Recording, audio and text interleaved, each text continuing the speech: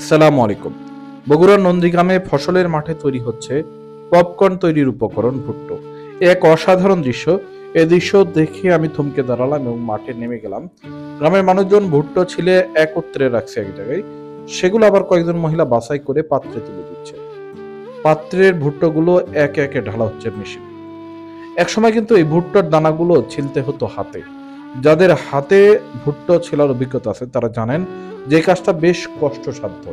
আর এখন সেই কাজ করে দিচ্ছে মেশিন। আপনারা যদি গ্রামে কেউ কখনো ভুট্টো তোলার দৃশ্য দেখে থাকেন তাহলে কমেন্টে অবশ্যই জানাবেন। মেশিনের একদিক দিয়ে ভুট্টো দেওয়া হচ্ছে আর অন্য দিক দিয়ে ভুট্টার দানাগুলো বের হয়ে একত্রে জমা হচ্ছে। এই যে আরেকটা গাড়ি যাচ্ছে ক্ষেতের ভিতরে ভুট্টোগুলো আনার জন্য। ভুট্টোর দানাগুলো ওজন করে ভরা হচ্ছে বস্তায়। এসব দানা চলে যাবে বিভিন্ন মিল কারখানায়।